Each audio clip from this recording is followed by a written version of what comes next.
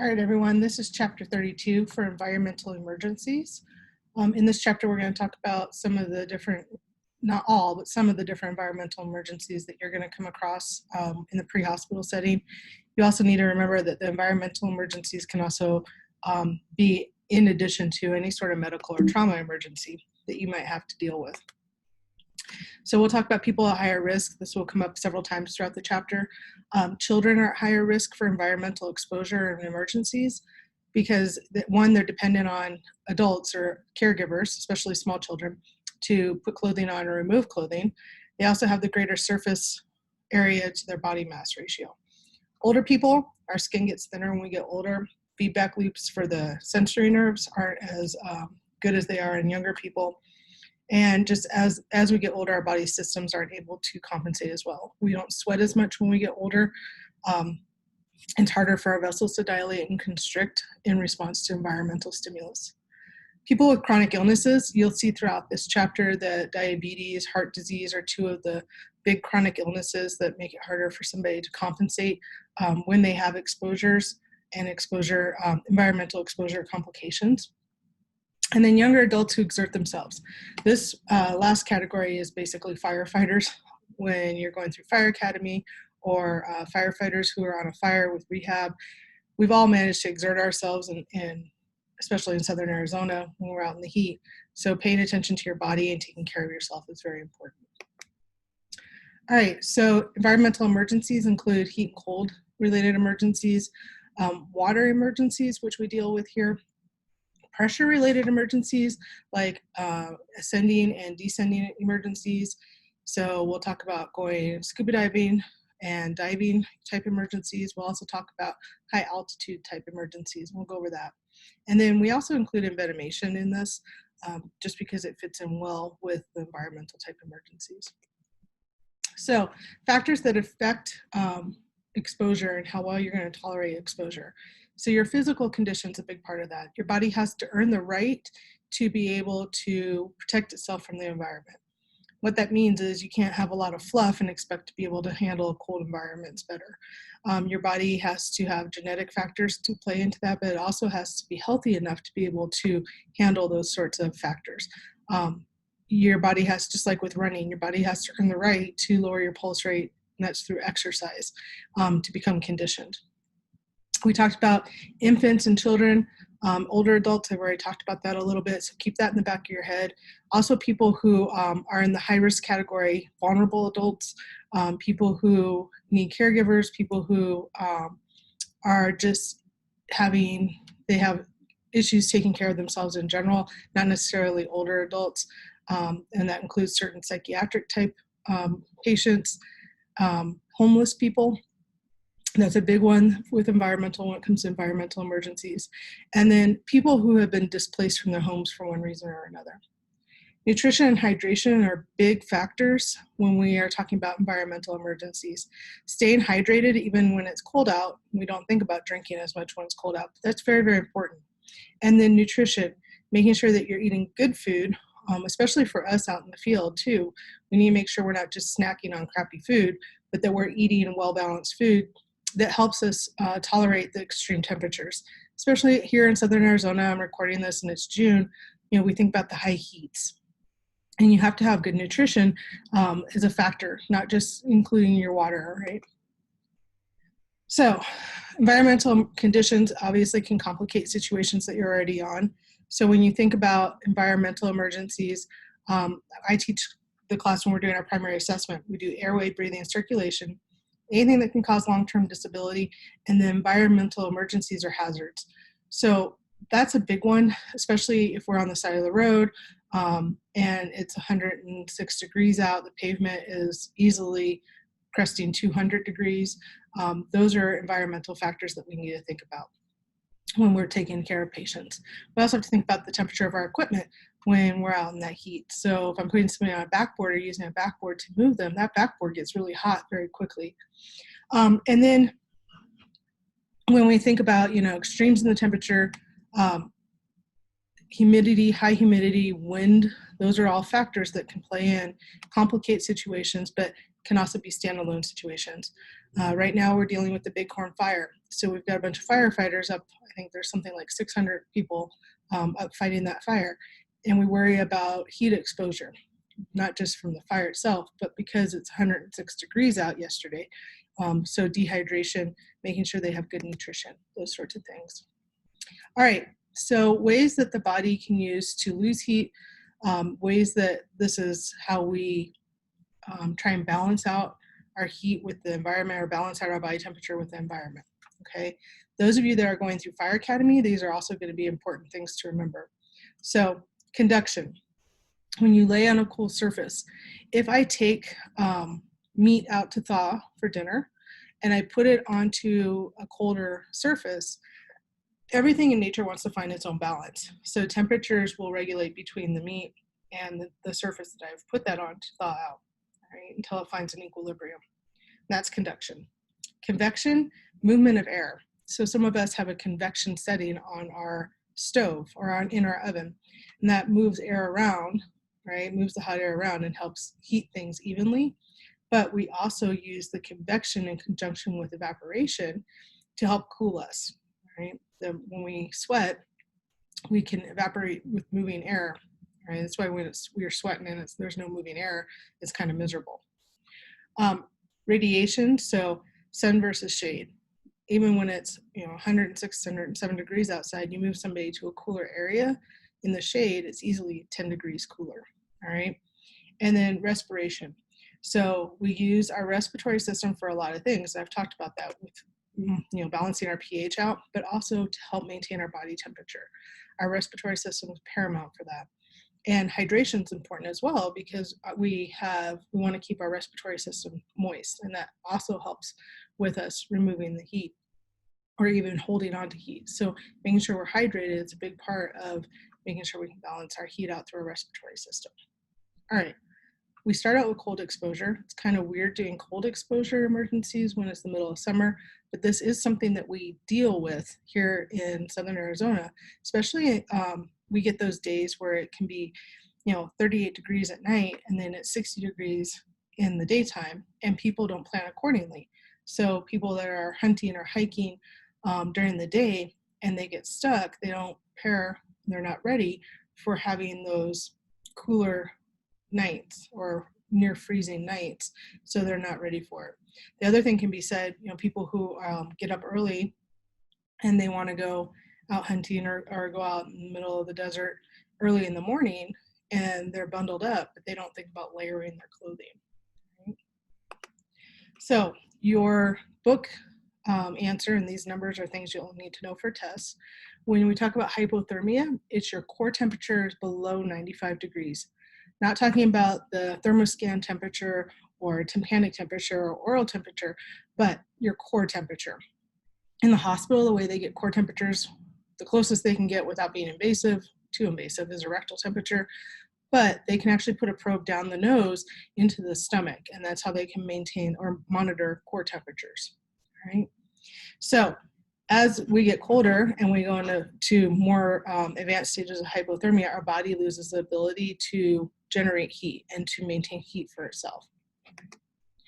So, like I said before, it doesn't have to be below freezing for somebody to have a hypothermic emergency, right? Same thing when one of the steps to treat for shock is make sure that we are thermally managing our patient. So in a hypothermic situation, we want to make sure we're giving them a blanket, keeping them warm. We'll talk more in the hyperthermic situation, right? People at risk for hypothermia, homeless people in Southern Arizona, in the winter, our homeless population nearly doubles because people migrate south where it's a warmer temperature. Swimmers, a lot of times in the winter, the pool temperature itself is warmer than the outside temperature. Get out of the pool, end up being really cold. And then we talked about geriatric, pediatric, and patients that are ill or have chronic diseases. So this chart is something that you guys want to make sure you're paying attention to. This is the stages of hypothermia, all right?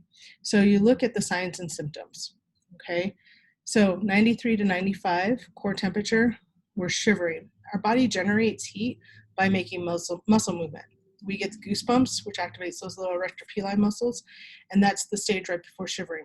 So our body subconsciously starts moving itself around when you shiver, when you're cold. Those are ways your body's trying to generate heat. Muscle movement generates heat.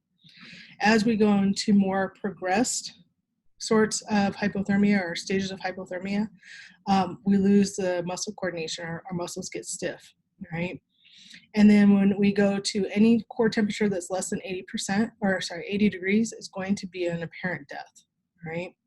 So we have a saying in EMS that you're not dead until you're warm and dead, meaning that somebody who is cold at their core temperatures below 80 degrees, which we don't have a way of checking core temperature, but we have ways of looking at the signs and symptoms, we need to raise their body temperature up before we can pronounce them. So we're doing CPR on these people, and we're using hot packs in their axial regions, up by their neck, and then by their groin. While we're doing CPR, we're trying to warm their body up, because people who are in severe hypothermic state can appear to be dead, but especially when we talk about really cold water drownings, there's been cases where they've been preserved, their brain function's been preserved from that amount of cold. All right, so it's talking about general temperature. We talk about skin CTC as one of your vital signs. I don't know about pulling your glove back and touching somebody. That glove really doesn't provide that much insulation. You can put your glove hand on their abdomen. That's the closest you can get to feeling a core temperature. It's kind of like the mom thing where the mom puts her head on your forehead, or her hand on your forehead.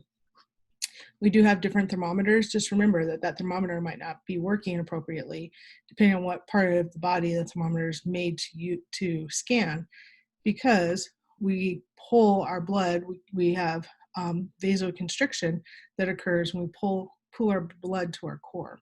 So any sort of external temperature reading is going to be significantly lower. All right, mild and then more severe hypothermia. So you need to know these numbers for your exam. Mild hypothermia, all right, 90 to 95 degrees, that's core temperature again. And then more severe again is less than 90 degrees core temperature. And those are all Fahrenheit. All right, don't assume that a cold patient's dead. Again, you're not dead until you're warm and dead. Localized cold injuries, and these can vary depending on, for one, what part of the bodies were exposed, or the body was exposed, how long that body was exposed, and then what they were doing at that time, okay? Some of these localized cold injuries just look like really bad sunburns, but the reality is it's a localized tissue injury, all right?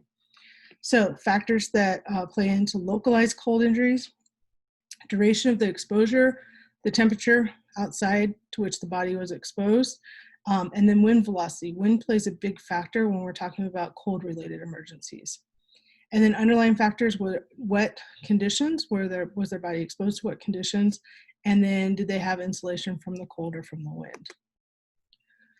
All right, poor nutrition, that's a big one. It comes up a couple times in here. And then alcohol and drug abuse. So alcohol and drug abuse change your perception of the temperature outside. So somebody who's been drinking, a lot of times the alcohol makes you feel warm inside, but the reality is you're cold, and your body, it slows your body's ability to compensate for that temperature. Right? So let's talk about the different types of localized cold emergencies or cold injuries. Frostnip. So Frostnip happens when the exposed parts of the skin, and people think about the ears, the tip of the nose, the top of the cheekbones, often get exposed, all right? And then ends of the fingers and sometimes the toes. So it can feel like a wind burn a lot of times, especially on skiers and snowboarders, where they end up having, that wind burn kind of feeling. If it doesn't go away, that can be frostnip. That's where that superficial tissue, the top layers of the tissue kind of freeze, but the underlying tissue isn't affected. Immersion foot occurs after somebody's been exposed to cold water for a prolonged amount of time. Hikers and hunters, it can also happen to us. So that's one of the things they tell you in the military, or they tell you when you're doing wildland, is always have extra socks with you. You want to be able to change out your socks. You don't have to have your foot in water to have immersion foot. Your foot can be sweaty, so people who are wearing, layers of socks and their feet get really hot, they end up, and if the temperatures are cold enough out, they end up having those feet that kind of stay wet the whole time. Immersion foot looks like when you get out of the pool and you've kind of got that wrinkly raisin type skin, but it doesn't go away. And with immersion foot, you start losing pieces of the tissue, the superficial tissue. So like it's like calluses that just start sloughing away in big chunks on the feet. All right, frostbite. This is the serious localized, the most serious form of localized kind of tissue emergencies when it comes to cold. You'll see these fingers here where it's blackened. That is dead tissue. We see that, again, tips of the nose, cheekbones, the ears, very common. And then the fingertips, people who wear gloves that fold back. So when I'm hunting, I have gloves that look like mittens, but they fold back, so I have access to my fingers. So not only are they kind of constricting around the fingers, but the tips of my fingers, if I don't fold those gloves back, they can end up being exposed and end up there. If it was cold enough out, they could end up having frostbite. So where those fingertips are blackened, that tissue is dead and it will never be able to be recovered. They're going to have to go in and surgically remove the tops of those fingers down to where the tissue is viable again. Problem is, one, as the hand warms up, the necrotic tissue that's kind of broken down as the fingers die, that can enter into the bloodstream and cause problems. Two, the nerve endings. So you have a line where the tissue is dead and then the tissue is viable. So the nerve endings on the viable part of that tissue are still activated. So it's incredibly painful, especially as the fingers start warming up or whatever the frostbitten portion is, starts warming up. So it's incredibly painful. So when it starts to warm up, that patient's going to be in severe pain. The other problem and the other thing we need to remember is we're so used to splinting in the position of function, right? When we splint an extremity. With these, if we force those fingers into a position of function, they're going to actually pop off. And that's going to cause all sorts of other problems. So we have to treat these injuries very, very, very carefully. You don't want to try and manipulate the fingers. The big thing we want to do is remove rings if we can, because that's a constriction, just like we would with splinting any sort of extremity. And we just want to, we want to be very, very careful in transporting a patient that has this. You know, maybe a roller gauze kind of that fits inside there, but you really don't want to manipulate it very much. So frostbite signs and symptoms, it's very painful. It looks like burns almost. So it's the waxy kind of appearance to it. It's black, red, or blue in color, depending on how the level of tissue depth that, or level of tissue damage that's going on.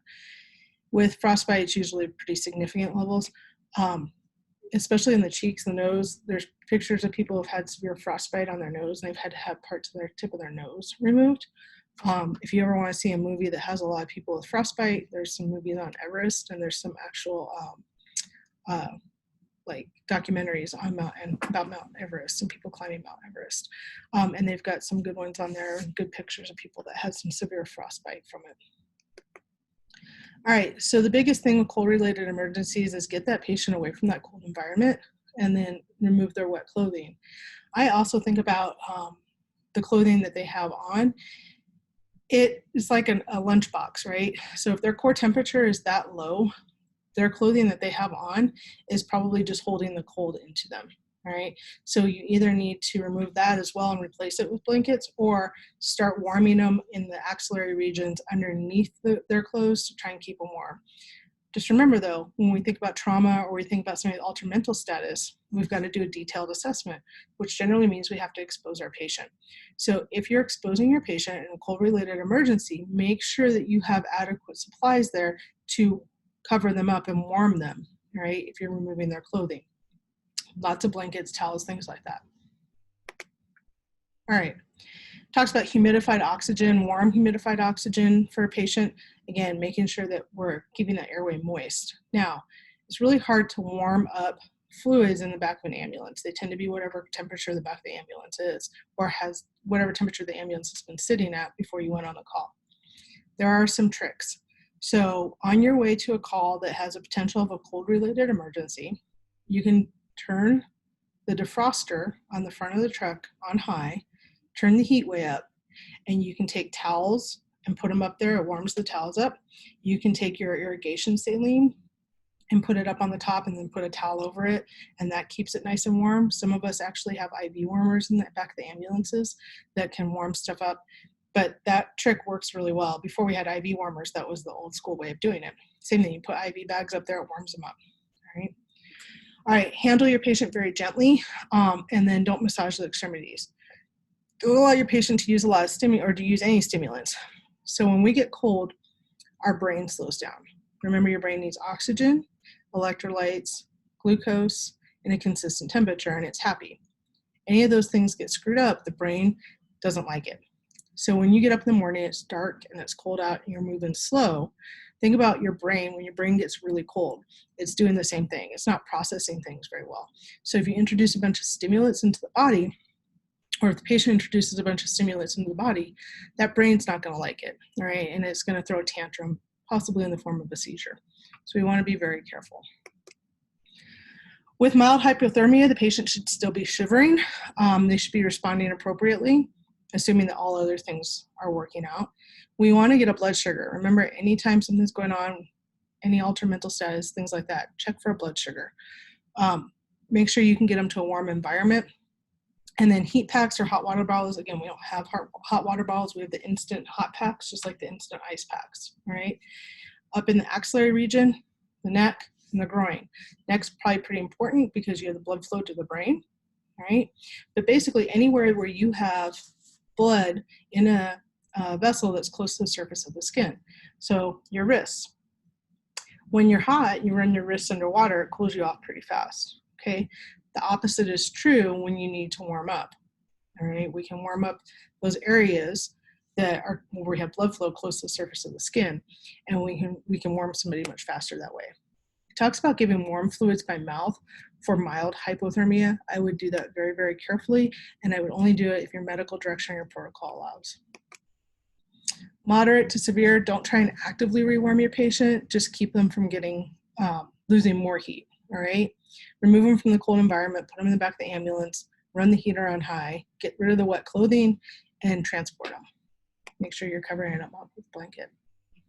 Unlocalized injuries, wet clothing, again, restrictive clothing, rings, bracelets, anything that can cut off the circulation, you want to try and remove those, but be careful, again, if it's on the extremity that has some severe frostbite with it. All right. Warm object with Frostnip might be all that's needed to rewarm it. If we're doing active rewarming, warm pack, things like that. Immersion foot, make sure you remove the shoes and the socks. You might have to cut the socks off. They are going to smell, so make sure you have a plan of where you're putting the stuff that you're removing, like into a patient belonging bag that's plastic, and then be ready to wrap them up with towels or blankets, all right? And then don't let it get cold again. That's the big one. Don't try and massage the tissue, warm it that way. You're just going to need to have it evaluated. Then it talks about something that I think is kind of ridiculous. We don't have a way to immerse things in water in the back of an ambulance. Now, if you're doing ski patrol and you get them down the mountain and you're waiting for medical, like an ambulance or a helicopter to come get them, yes, if you have a place where you can warm up water to specific temperatures, absolutely. But practically in the back of an ambulance, we don't have that option, okay? So dry sterile dressings, don't break blisters. It looks like a partial thickness burn. So they develop blisters, right? And then don't start rewarming anything if there's a chance that it might freeze again. If you have to extricate your patient, there's a chance you could be exposed to the cold again. Don't try and rewarm anything. So for us with cold water or with cold temperatures, we need to be planning appropriately. So again, here in Southern Arizona, the temperatures change dramatically from night to day. I can tell you I'm notorious for having a sweatshirt with me all the time, even in the summer, because I'll be sweating outside on a scene, walk inside and the fire station's really cold because the guys keep it really cold, and I'll start shivering. So I always have a sweatshirt with me. But in the winter, I carry a beanie to make sure that my head doesn't lose temperature. I layer my clothing to make sure that I have, layers that I can take on or strip off if I need to, depending on the time of day and what we're doing. And making sure I have extra socks. That's a big one, especially if you don't know I don't know what I'm going to get into during the shift. I always have an extra uniform with me, but I bring enough socks. because if my feet get wet, if I'm walking around and my feet get really sweaty and then they're exposed to cold, I want to make sure I'm protecting myself, right? And then another big one that I always have with me, and regardless, it's my water. I always have enough water with me, right? Heat exposures. So this is something that we are much more familiar with in this environment, right? We deal with heat-related emergencies even in the wintertime because, again, that temperature shift throughout the day. So the ways that the body tries to remove excess heat, okay? We have massive dilation of our blood vessels to try and open them up and let heat escape from our circulatory system, right? We sweat. Evaporation allows us to be cooled. And then removing clothing, moving to a cooler environment, those are all things that we try and do as well. But don't forget, not everybody has the ability to do that. Hyperthermia, all right, is a core temperature above 101. Now, for the purposes of this chapter, we are talking about a core temperature that is raised above 101 from external stimulus. Yes, a person can have a fever, raises their core temperature up, they're hyperthermic inside their body, there's other things going on. For the environmental emergencies chapter, we're talking about the core temperature that is raised from external stimulus, all right? So risk factors, high humidity. We think the 18% humidity here is hot. People back east laugh at us. Here, when you've got 120 degrees though, and your humidity goes up and we're not used to it, that creates an issue. Humidity reduces the ability of our body to have the sweat evaporate off of it. High air temperatures, we all know that. The hotter it is outside, the more miserable it is.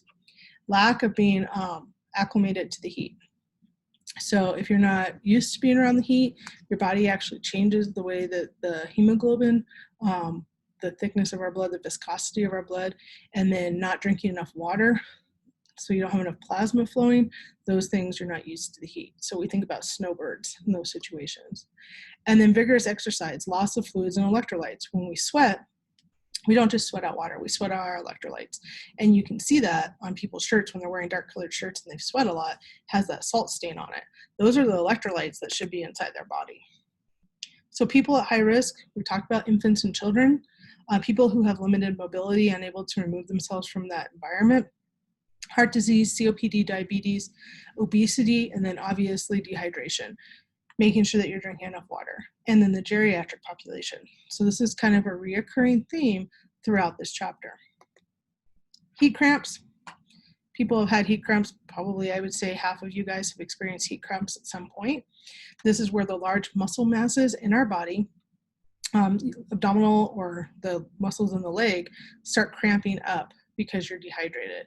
It's a warning sign. Your body's like, I can't handle this anymore.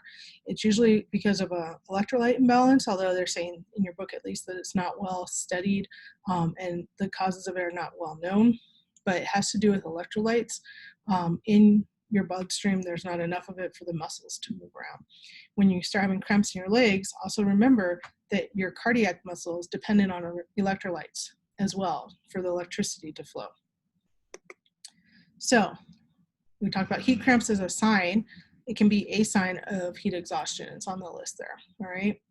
But heat exhaustion, most of us have had some form of heat exhaustion if you've lived in Southern Arizona for at least one summer, right? Nausea and vomiting is a key sign. When somebody starts vomiting, when they're overheated, they're losing more fluids than they're putting in, all right? That's the time to back off, sit down. We need to get them to a cooler environment. Sweating profusely, pulse rate increases significantly, might be dizzy, lightheaded, fatigued, all right?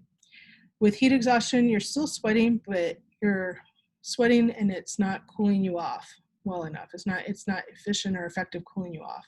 You also have the vasodilation going on. And there can be some factors with that, right? If you're in an enclosed space, if it's higher humidity, those sorts of things play a big factor in having the heat exhaustion type environment.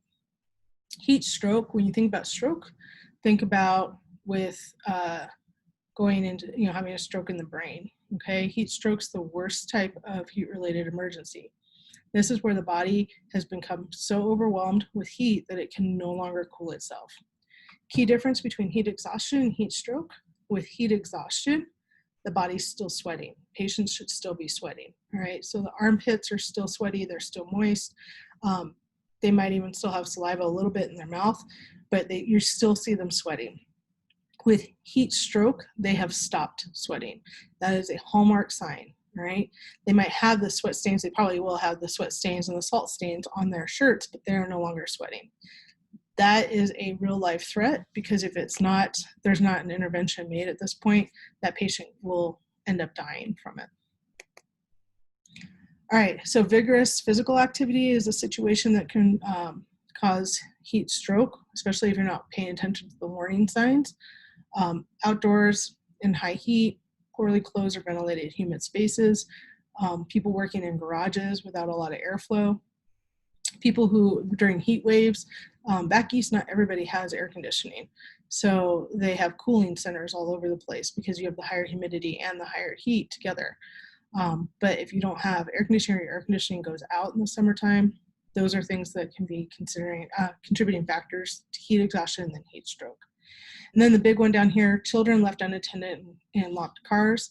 It doesn't have to be really, really hot out for a child, somebody locked in a car, to die of heat stroke very quickly. So that's a big problem in Southern Arizona.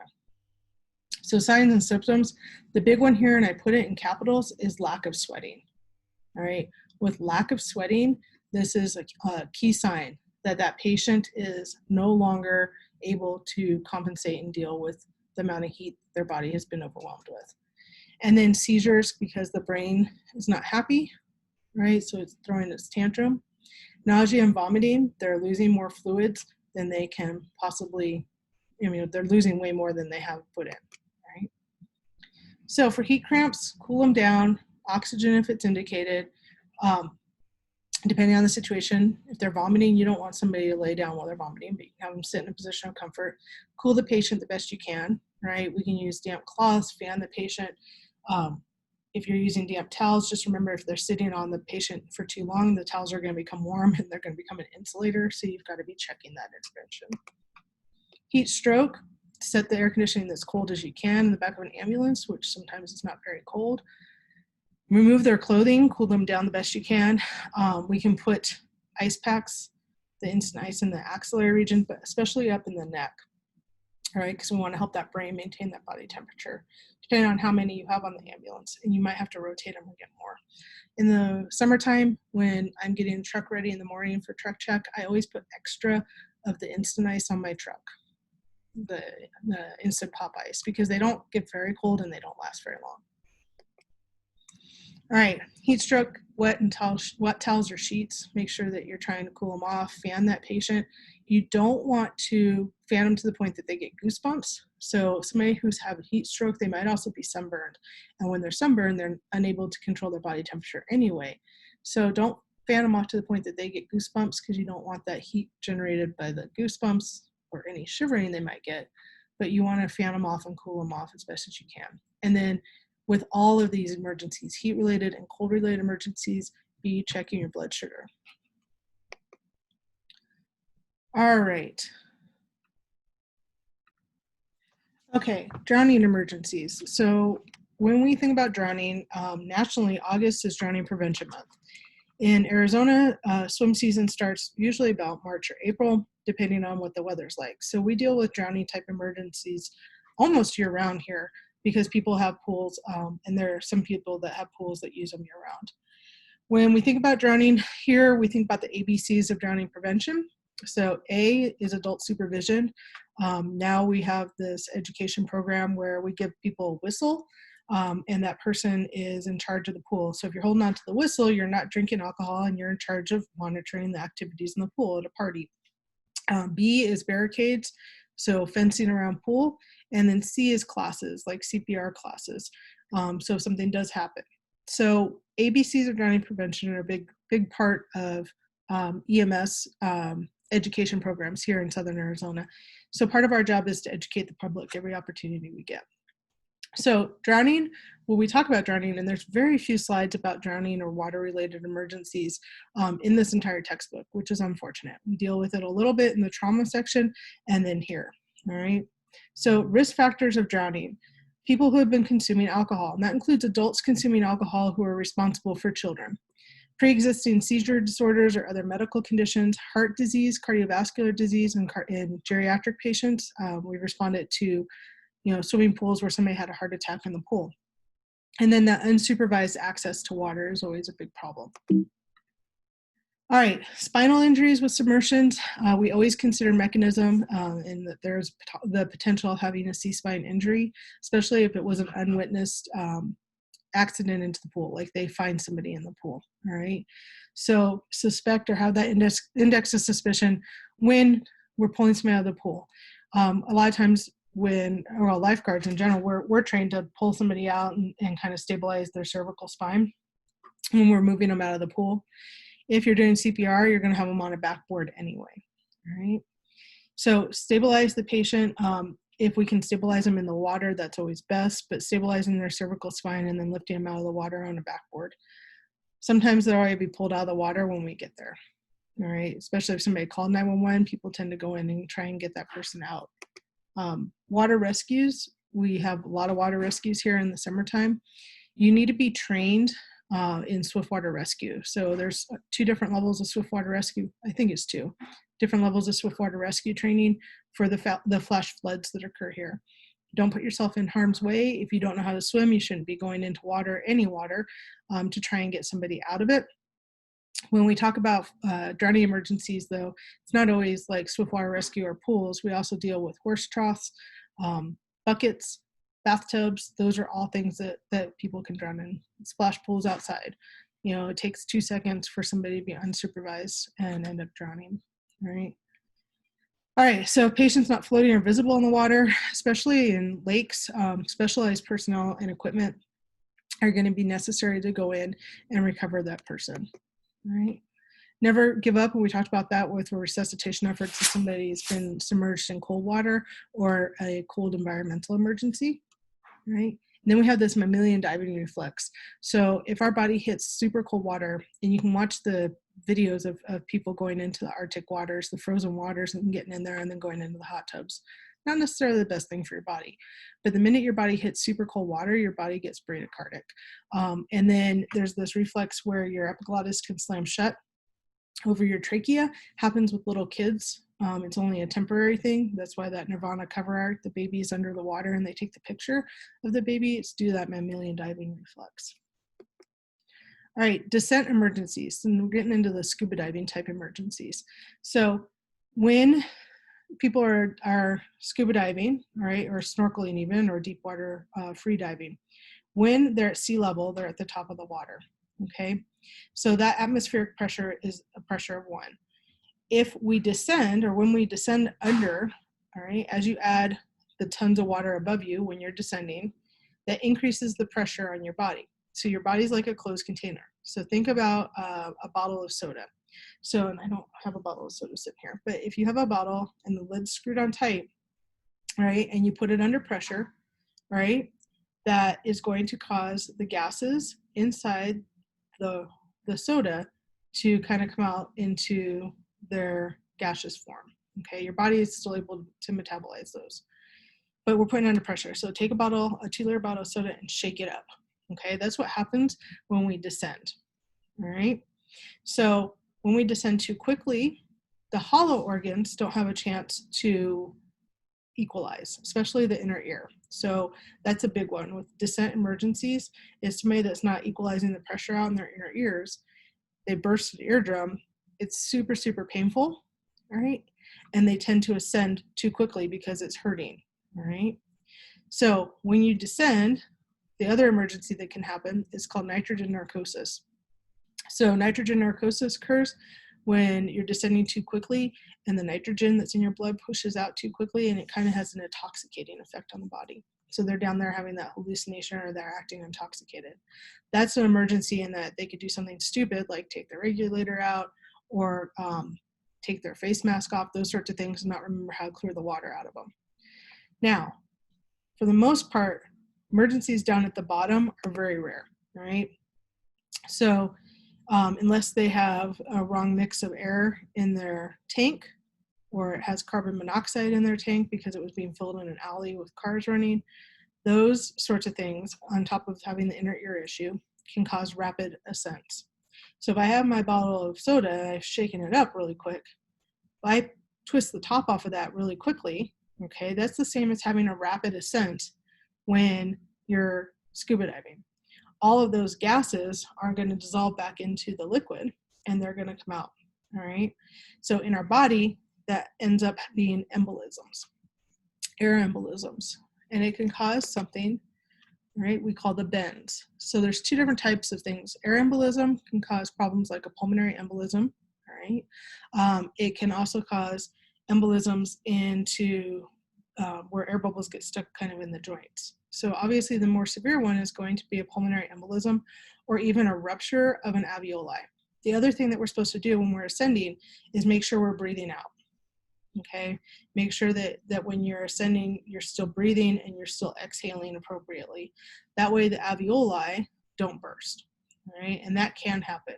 The alveoli can rupture because the pressure inside your lungs is different than the pressure where you're rapidly ascending or when you're ascending in general, and it can cause a lot of trauma to the alveoli. All right, the bends is the other kind of ascension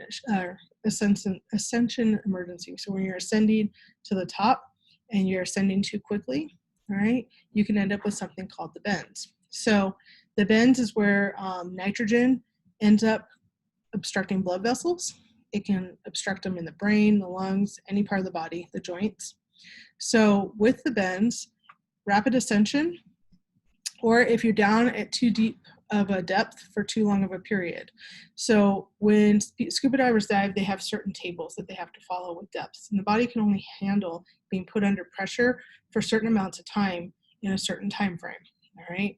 So if we're taking too many dives in too short of a time frame without letting our body hang out at 1 atmospheric pressure at sea level, or if we are diving at too deep of a depth, we're pushing the windows of too deep of a depth for too long, and then we ascend, right? It's not good for your body and it can cause the bends.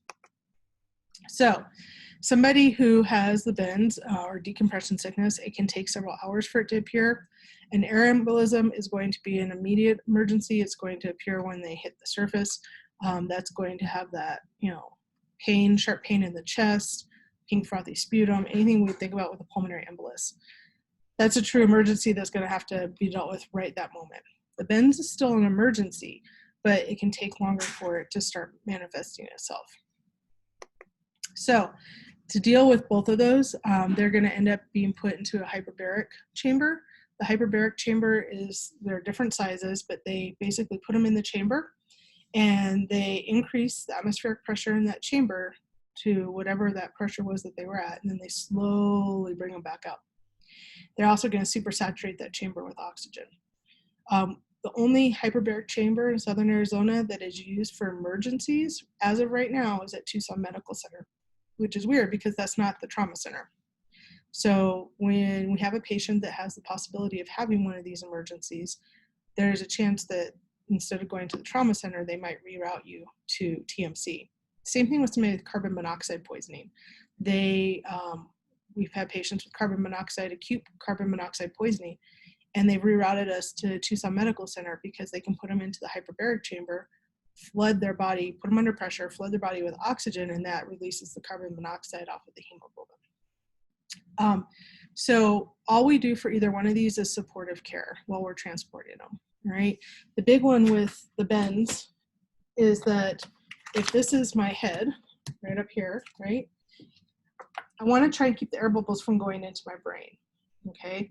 So supine works, or elevating their feet, because we don't want bubbles to have the chance of going down into the brain, and even rolling them on that left side, like the recovery position, right, for transport. Just minimizing the chances of that ending up with an embolism inside the brain. That's a big thing to consider with transport somebody that we suspect has the bends. Now, do we see this all the time here? No. But can we? Absolutely. Rocky Point's 4 hours away. Patients who are having hyperbaric emergency or the bend or an acute air embolism from scuba diving, there are chances where they could be brought up. And the other part of this is you could be living in other parts of the country where you will see this, or you might have to deal with this sort of emergency. All right, so with any of these, again, seeing size up, making sure that you're trained and you're equipped appropriately for water rescues if you're dealing with it. Additional resources are really important. Here in Southern Arizona, we have, during swiftwater season, every single year, they're gonna end up looking for somebody in the Santa Cruz River. So they end up in the Santa Cruz River, kind of goes through several different fire districts. So they'll mobilize the different fire districts to stand lookouts on the different places along the river to look, and then they'll come up with a plan of how they're going to try and extricate this person out of the water. And there's a difference between pulling somebody out that's viable versus a body recovery. And so those are things that are considered when they're dealing with water rescues. All right, general oppression, we know that if they're altered mental status, make sure you're getting blood sugar early on. Remember that trauma and medical issues can coincide with any of these emergencies. Somebody could have a heart attack, a stroke. They could have any kind of medical emergency that is kind of the initiating factor, or any medical emergency medical issue that's made worse or becomes acute because of having a water-related emergency, okay? All right, CPR, obviously, if somebody's cold, you need to do CPR until they're warm. Again, you're not dead till you're warm and dead. And then how do we take these patients to the hospital? What facility are we going to take them to? Trauma centers are really important if we're dealing with drowning emergencies. So you really have to think about how you're going to get them to the hospital, and what method you might use. If we're further out, do we call for a helicopter early on? Is a helicopter appropriate with these sorts of situations? All right, history. The big part with the history is if it's a scuba diving type emergency, their dive tables need to go with them. So their dive logbook or their computer dive table needs to go with them to the hospital. You don't have to know how to access it, but it needs to go with them because that way they can kind of see what depth that person was at. And then making sure that you remember that a person who has had a water-related emergency, a near drowning type emergency, they can decompensate very, very quickly. So make sure that you're doing a really thorough reassessment. You're starting your reassessment with your general impression, and that your reassessment includes any interventions that you've already made. Okay. Reassessment, we talked about diving, bringing your logbook or the dive computer with you, right? So with a patient with diarrhea or drowning emergencies, if I've never been on one that hasn't vomited, it's not like the movies though where they just cough up water, all right? So remember with any cardiac arrest, you want to have your suction equipment available, but it might not be easy to get good compliance when you're doing assisted ventilation if they have water in their lungs, okay? So adjusting the head, don't try and overventilate or hyperventilate that patient just because you think it's gonna help. But remember, if there's water in their lungs, it's not gonna be easy to squeeze that BBM, okay? All right, air embolism, we talked about this, possibility of pneumothorax. Make sure you're listening to lung sounds, you're getting good lung sounds assessment on that patient, and then transporting them. All right.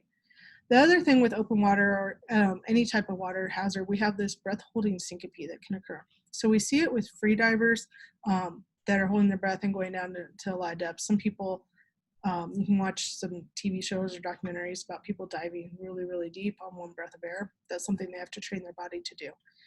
Now, you might have had something similar or felt something similar to this if you've ever done the game where you want to see how far you can go on one breath of air going back and forth across the pool. My brothers and I did that all the time. Right before you get to that point, like I have to take a breath, if you were to push it further, right, you would end up blacking out, having a syncopal episode. The first thing that your body does when you have a syncopal episode, because remember, a syncopal episode is your body's way of kind of hitting the reset button. So it's going to try and take a deep breath. Well, if you're underwater because you've been diving down to depth and you have that syncopal episode, you can't just get back up to the top, right? So you need to make sure, or what your body's going to do is take a deep breath, okay? So that's how we see with free diving, we see the emergencies and drowning emergencies with that. Okay. So again, ABCs of drowning prevention, adult supervision. Although we do see drownings with adults and teenagers, usually drugs and alcohol are a big factor of that. Here we also see it because people are diving off of cliffs, like at Seven Falls.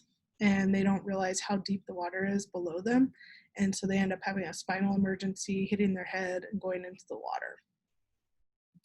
High altitude emergencies. All right, not something we see every day here, but it is something that we need to consider.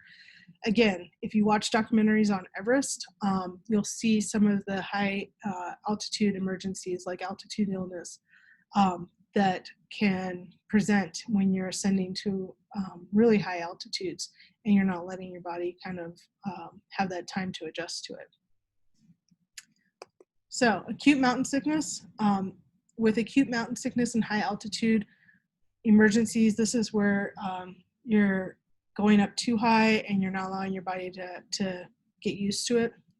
It doesn't mean, when it says fast, it doesn't mean like up in an airplane fast, although it can happen in an unpressurized airplane.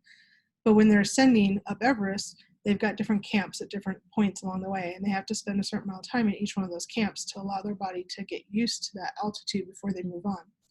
If they end up not allowing their body to get used to it, they can end up with this acute pulmonary edema and acute cerebral edema. And both of those are life-threatening emergencies. So we know pulmonary edema is really bad, right? And end up with a VQ mismatch. They end up with wet lung sounds. The other problem is when they have cerebral edema, it is something that occurs very quickly. They start having altered mental status, they lose their coordination, and then a big sign of that is photophobia, meaning that the light really, really bothers their eyes. Okay, so it's like a headache where you get the light that just bothers your eyes. With the acute cerebral edema, they have to give them steroids and some other medications to help reduce the inflammation, right? And then they send them down to a lower altitude until they can balance it out. We also see it if you want to go on a flight, you have to learn a whole bunch about Boyle's law and how pressures inside the body change with rising altitude pressures and things like that. The body just isn't made to adjust that quickly. You know, we think about altitude issues here. We go up to Mount Lemmon and you're huffing and puffing, just hiking around. Or I went to Durango, and when I was running all the time, and I went to run, I made about a quarter of a mile, and I was just sucking wind and trying to catch my breath because the altitudes are higher. Your body has to take time to get used to that sort of environment, right? Lightning. So lightning can strike twice in the same place. You don't have to have a thunderstorm directly over you for lightning to hit you. Lightning can strike off a couple miles from where the actual thunderstorm is occurring. We have to make sure we're protecting ourselves. When somebody's been struck with lightning, remember the energy goes out. So there can be mild, moderate, and severe types of lightning injuries. When we have to deal with lightning-related emergencies, if we have the manpower available, it talks about reverse triage. Because you have that much electricity going through your body, people that are close to the lightning strike could be put into cardiac arrest, right? Because it's like your AED, you have a controlled amount of electricity going through your body to reset the chaotic signals, the chaotic electricity. This was somebody who had regular electricity pattern going through their body and they were fine, hit with a huge amount of electricity, and so it puts their heart into either a dysrhythmia or into asystole.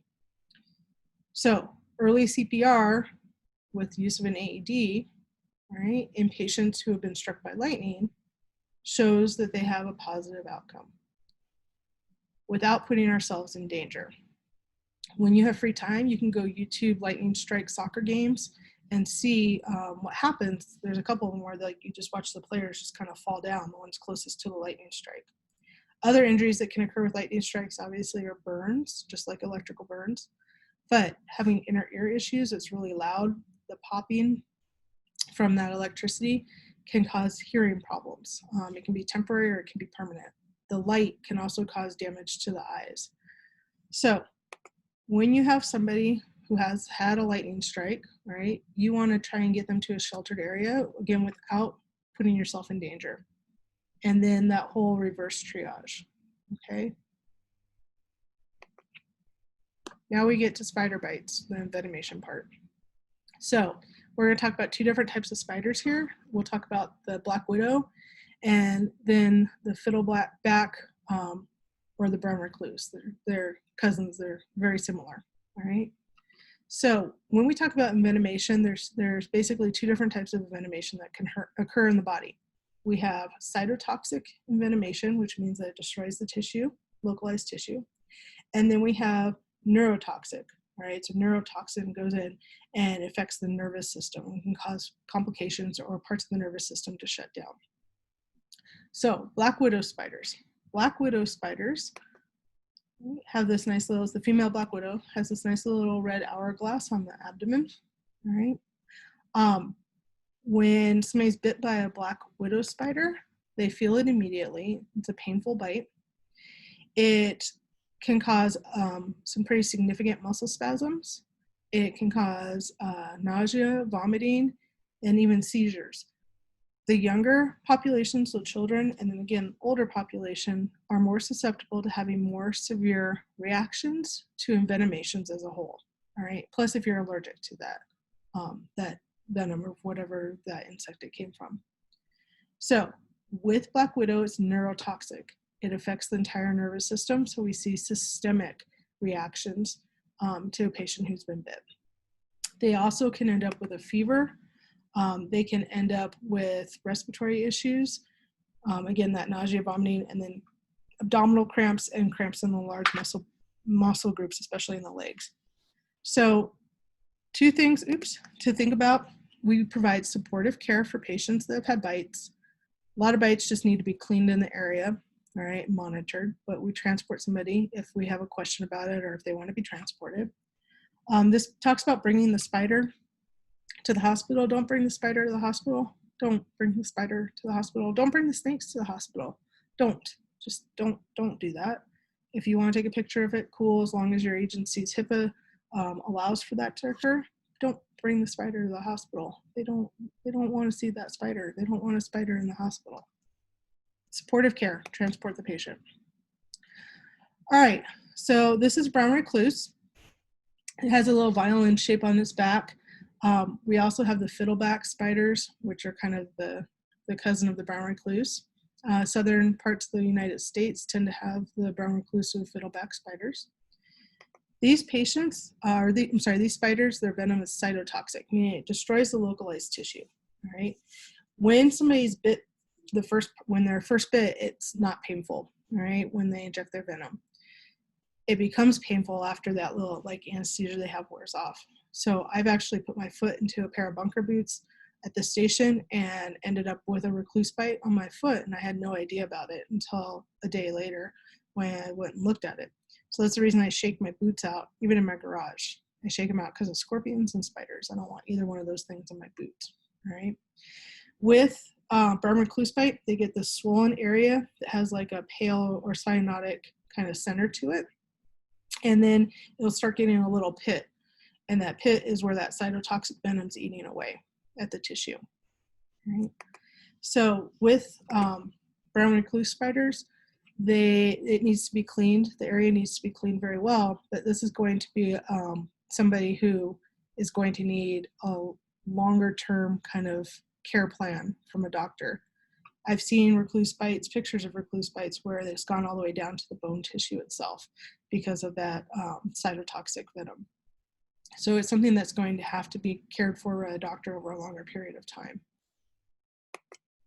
All right, Hymenoptera stings, so bees we talked about, again with anaphylaxis, wasps, yellow jackets, and ants. You can refer back to that chapter as well for more specifics.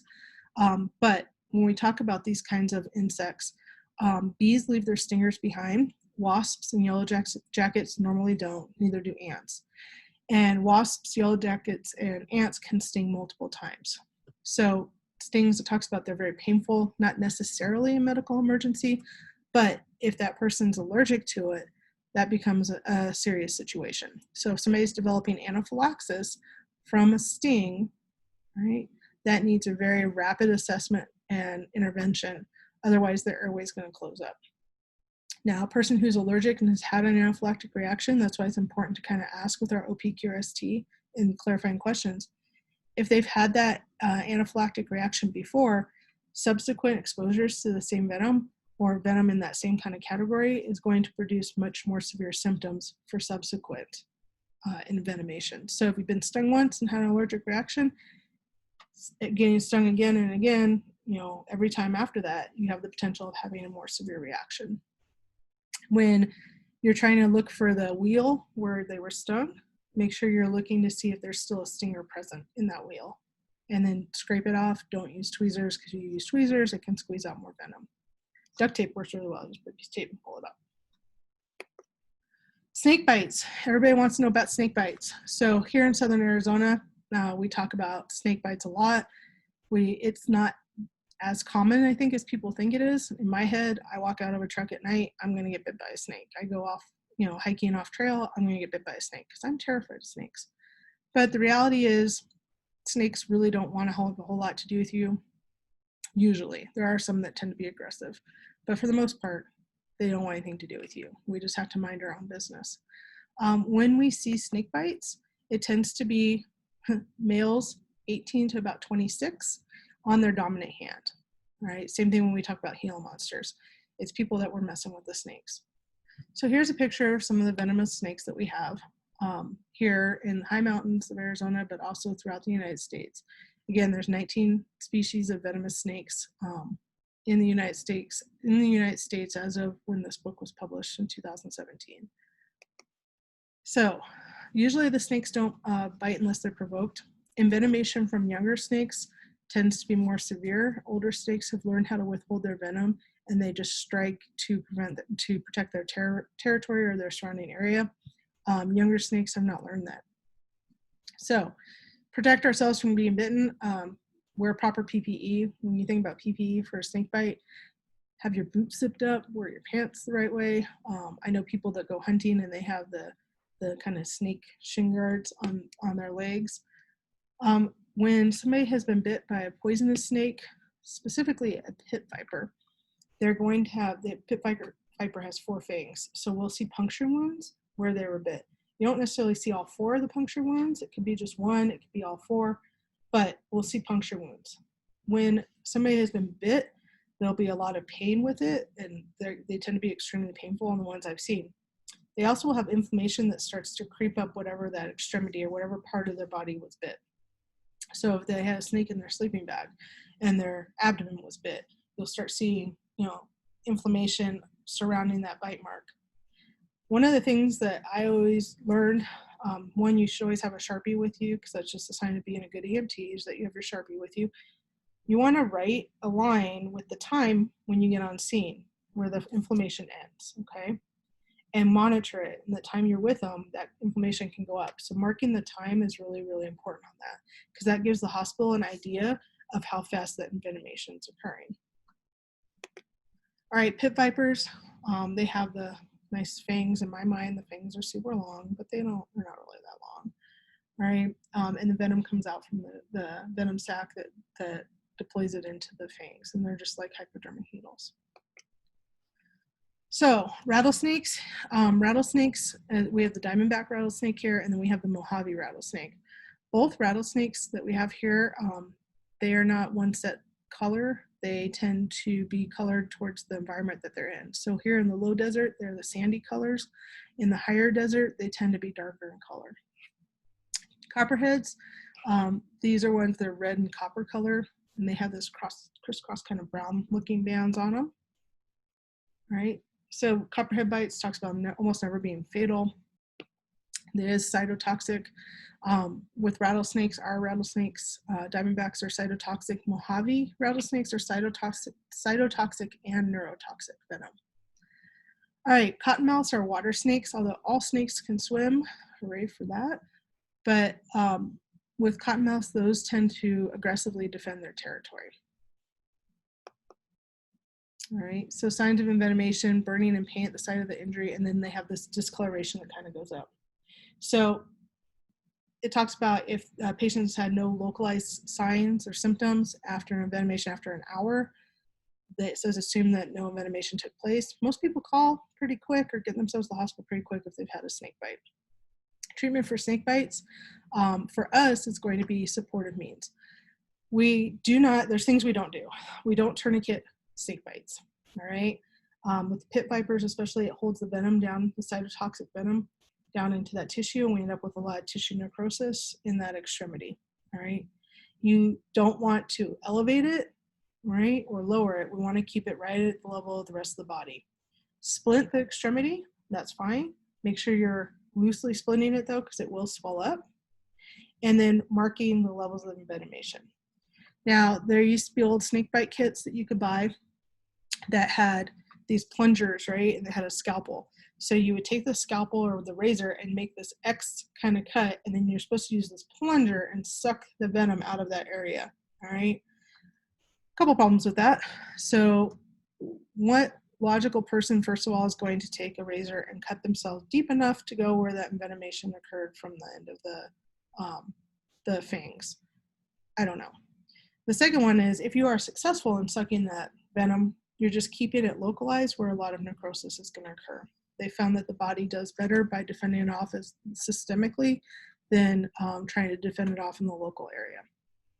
And then you get to the always famous, well, you can have somebody suck the venom out of that.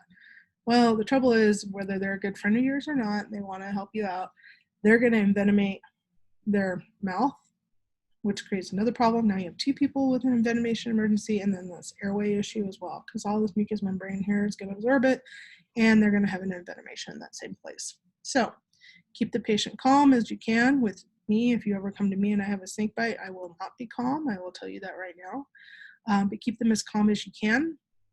You want to keep the extremity or the place where the bite occurred level with the heart. Don't raise it, don't lower it. Don't put ice on it, because again, the ice keeps that venom localized. And then default to your protocols. The last snake bite I was on was quite a while ago, and I actually pulled out the protocols on the way to the call because they do change. Best practices change. So I wanted to make sure that what we were going to do was the best practices, because it had been a while prior to that since I had been on a snake bite call. Coral snakes. So coral snakes have venom in its teeth, and there's these tiny little jaws. They're very, very small. All right, the jaw is very small, and they kind of grab and grind. Coral snakes do live in Tucson. We do have them in the higher desert areas. Agua Caliente Park has them. Arthur Pack has them. So where you've got some water or cooler areas and shade, we do have coral snakes. They are very small snakes. Where we see coral snake bites, tip of finger right here in the soft area, right? And again, it's usually because people are messing with them. The coral snake venom is neurotoxic, all right? It causes paralysis of the nervous system, and it can cause them to have full respiratory arrest. So getting them, we treat them symptomatically. So we treat them supportive measures, airway, breathing, circulation, and then we get them to a hospital. Make sure you're notifying the hospital what you have coming in, what you suspect, or what was stated or you saw and seen. And then take a picture of the snake if you can. I'm not going to get close enough to a snake to introduce myself or get its name, but get them to the hospital, and then they might have to outsource the antivenom. All right. So they're going to take them and treat that patient symptomatically. Same thing with antivenom for the rattlesnake. First of all, the antivenom is super, super expensive. It's made with horse serum, so they have to do tests on the patient first to make sure they're not allergic to the horse serum, because if they are, they have to go to another type of antivenom. Scorpion stings. So scorpions, we do have scorpions here in the United States. We have them here in southern Arizona. Scorpions, they talk about the deadly scorpion, is the bark scorpion. It's a really small scorpion. As a general rule, the smaller the scorpion is in the United States, the more venomous and the more dangerous it is. So we have these really tiny bark scorpions, which is one of the most common kind of scorpions we get in people's homes, wood piles, things like that here. So scorpion stings can be very painful, right, but not particularly dangerous unless you're allergic to them, or unless you are a small child or a vulnerable adult. I have seen manifestation of scorpion stings in kids where they're having this massive neurologic response. They're foaming at the mouth. They're having these seizures, these horrible seizures, and trying to give them the antivenom for it, which they do carry in the hospitals, and then providing supportive care in the hospital setting. For us with scorpion stings, it's just the supportive care. We treat the patient symptomatically, support their airway, breathing, circulation, and we transport them to the hospital. So I kind of screwed up here and I put Gila monsters in the middle of scorpions, all right? So this is a picture of the bark scorpion. It's a little tiny scorpion. This is also one of the things that Laura is terrified of, is scorpions. Not that I've ever been stung by one, but I really don't want to, right? and they luminesce under black light. So you can get a black light, go out. I refuse to get a black light and go out in the desert behind my yard because as far as I'm concerned, it'll be nothing but scorpions. All right, Gila monsters. I added Gila monsters into this lecture because this is something we do see in southern Arizona. I think Gila monsters are one of the coolest lizards that there is. They are docile in that they will not go and aggressively go after people. When people are bit by Gila monsters, it's usually because they're messing with them. And again, it's on the dominant hand. Gila monsters have cytotoxic venom in their saliva. When they bite, they clamp on, all right? And they kind of do the grinding thing. People say, oh, you have to use pliers to get their jaws off. Here's the thing. People get bit by Gila monsters. They tend to wave their hand around and freak out. That Gila monster is going to hold on for dear life. I would be holding on for dear life too if somebody was waving me around by my mouth. Put their feet back down on the ground, they tend to release, all right? Now, we do need to worry about the envenomation. We need to clean that area very well, all right, with that envenomation, and we need to transport them. But it's cytotoxic, so it's going to start destroying that localized tissue wherever they were bit.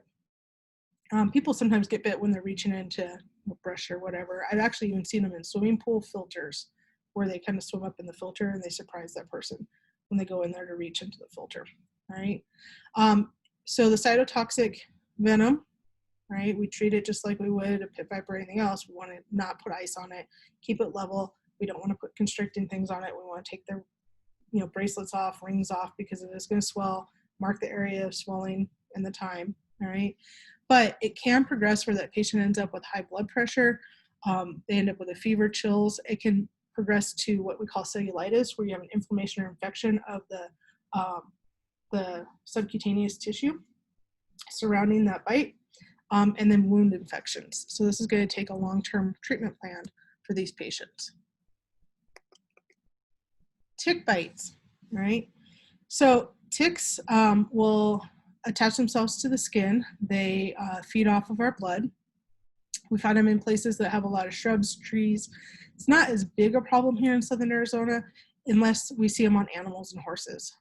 I've found them on horses numerous times, on dogs numerous times, but on people not as often here. When I moved back east, ticks were an everyday occurrence that we'd have people coming into the ER with ticks and tick bites. So the bite isn't painful. You usually don't realize that you have the ticks on you until after the fact. They swell up nice and big because they're full of blood. They do spread disease through their saliva though, and that's where they become dangerous. The way that they bite, they bury their head down under your skin to get into the small capillary beds and drink the blood, fill up on blood. So one of the type of diseases that can be spread by ticks is called Rocky Mountain spotted fever. So 7 to 10 days after the tick bite, and obviously the more bites that they have, the higher probability that they can develop, a person can develop something from this, all right? So they have this weird rash that doesn't itch, kind of all over their body. Nausea, vomiting, headache, muscle aches, kind of like you've got a cold or a flu, right? You kind of feel sick all over the place. But one of the things that is a contributing factor when you take a sample history is like they got into ticks earlier, right? Maybe they were hunting or camping or clearing brush from higher elevation areas. Lyme disease is another one. Now, Lyme disease, once somebody has it, they have it for their whole life. There are a lot of complications that come with Lyme disease, including infertility. When somebody has Lyme disease, they get this bullseye kind of pattern around where the tick was, all right, where the tick bite was. They get this horrible swelling and pain in the joints. Some doctors will think it's rheumatoid arthritis, which is an autoimmune issue. Rheumatoid usually presents in certain age ranges of people. Now, they can do blood tests for Lyme disease. But again, part of your history taking or part of the significant history factors that might come up, not necessarily in pre-hospital, but when they go into the emergency room and the doctors are investigating it, if they had that bullseye pattern on their body. Most people realize that they've had a tick bite and they have that bullseye appearance somewhere on their body. All right, so your book says that when somebody has a tick bite, we are to use tweezers and carefully remove the head. Don't pull on the body. The head will break off if you pull on the body. Then they'll pop and there'll be blood everywhere. and the head, which has the saliva, is still buried under the skin. 1, I say follow your local protocols to remove ticks, all right? 2, we don't carry tweezers on the ambulance usually. I carry a separate set because of cactus and stuff like that here, but for the most part, tweezers not something that comes standard on an ambulance. When the tick has been removed, you need to clean the area very carefully with soap and water, all right? When I lived back east, we dealt with ticks all the time. So what I saw the nurses do there, and again, this is not your textbook. Your textbook says tweezers, pull the head out very carefully. Back there, they'd take something like the airway lubricant, like that you put on the end of an OPA, like KY jelly or Vaseline, and they cover the tick with it, and the tick would back itself out because it would suffocate. That's how they removed it. I know people, ranchers and farmers, that basically just burn them off of their dogs or their horses. I don't think that's the best practice either. It's also a great way to get kicked by a horse. All right, either way, once the tick's removed, make sure that you are cleaning the area with antiseptic, right? And then they say save the tick to take to the hospital for identification. Yeah, if you can, that's great. If you screw it all up and you've got this pop tick with blood everywhere, it's not going to be the easiest thing to do. All right, marine animals. So we're talking jellyfish, coral, certain types of coral, sea wasp. Again, we don't see this here, but you might not just work here. You might work other parts. This might be you when you go to Rocky Point and you hang out with the jellyfish, all right? So with marine animals, they envenomate with like these little nettles that inject under the skin, all right? The Portuguese man o' war, it can be fatal. The jellyfish, depends on the type of jellyfish, but those can be fatal. You can have a systemic reaction. They tend to be neurotoxic, but depending on the size and the amount that you end up being, or a patient ends up being injected with, that totally depends on how that patient's going to present. Mythbusters has a really good episode about jellyfish stings and how to treat jellyfish stings. And there's a lot of different kinds of treatments out there. People say, again, protocols if you're in an area that has jellyfish. Big one is neutralizing those nettles so they stop envenomating, because they'll continue to sting once they're under the skin. Neutralizing them with fresh water will just cause them to release all of their toxin. So neutralizing them with vinegar, that's one that I've seen and heard. I've seen people use vodka, and I'm like, you drinking the vodka or are you pouring it on there? But vodka seems to be one that people tend to use. A bristle brush, they try and brush the bristles out to get them out of the skin, and then cleaning the area really well. But not something we deal with all the time in Southern Arizona. Fair game on National Registry. All right, so the last part of environmental emergencies, I want to make sure that you guys are aware. When you're out working in the desert here or in the environment here, again, layering your clothes is a big part of what we need to do. Agencies will have, baseball caps. You can wear, this isn't an agency cap, but baseball cap, I am very, very pale. Baseball cap doesn't protect your ears. Your ears are one of the places, the primary places you end up with skin cancer. So ears and the nose. So get yourself a nice boonie hat. These are the best, all right? Covers your ears, provides shade. These are important. I take those with me hiking, but I also take it with me when I go on shift. I have a couple of different ones that I take, okay? Boonie hat. Another thing you want to make sure you always have with you, electrolyte replacement.